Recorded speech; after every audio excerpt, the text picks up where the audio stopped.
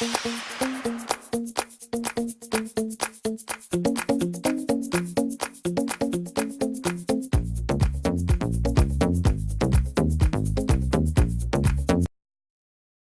Bowl score, unstoppable Rudolph, Washington lead Oklahoma State in rout.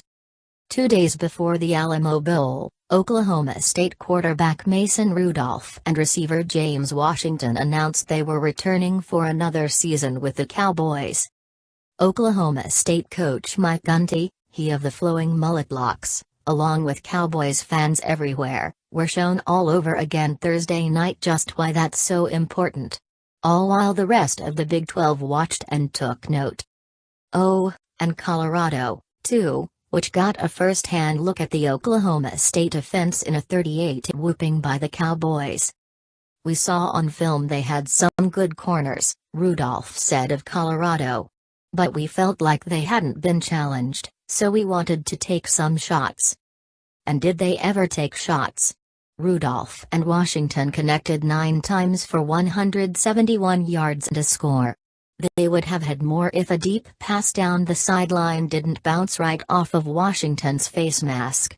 The only thing that eventually stopped the bleeding of the explosive duo was a dislocated finger for Washington on an incomplete pass in the end zone.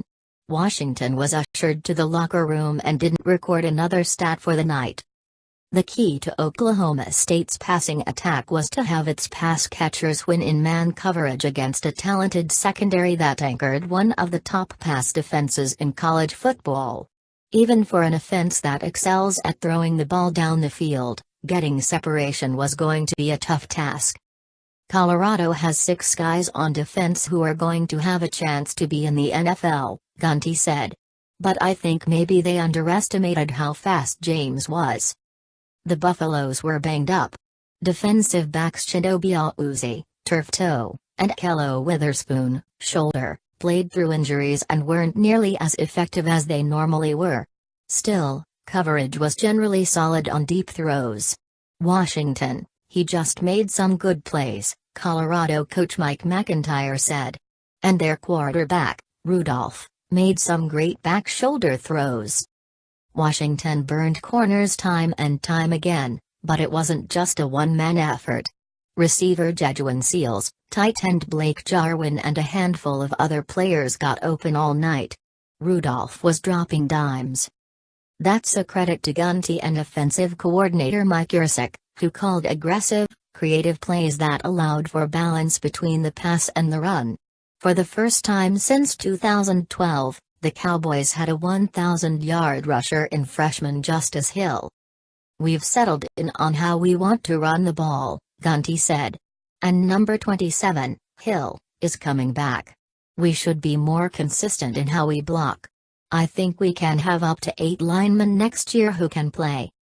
That's a scary thought for Big 12 defenses, that Oklahoma State's most complete offense in years can improve in its depth, blocking and protection. In theory, that should make this offense even better.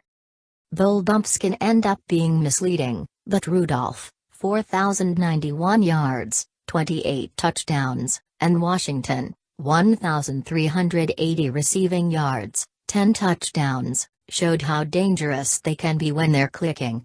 Again, this was against one of the top passing defenses in the country, though the Buffs were without defensive coordinator Jim Leavitt, who left for the same job at Oregon. Still, this was an offense that went man-to-man against NFL-caliber defenders and won.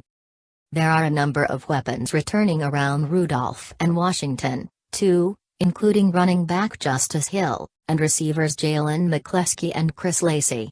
This offense is going to be loaded in 2017, and the Big 12, which favors offensive-minded teams as champions, should be up for grabs among 4 or 5 teams. If Oklahoma State isn't at the top of that preseason favorites list, it will most certainly be near it. The last time Oklahoma State had a quarterback, receiver this good coming back? That would be 2011, when the Cowboys won the Big 12 and went to the Fiesta Bowl. This is going to propel us into the off-season and help keep us motivated to prepare mentally and physically, Rudolph said.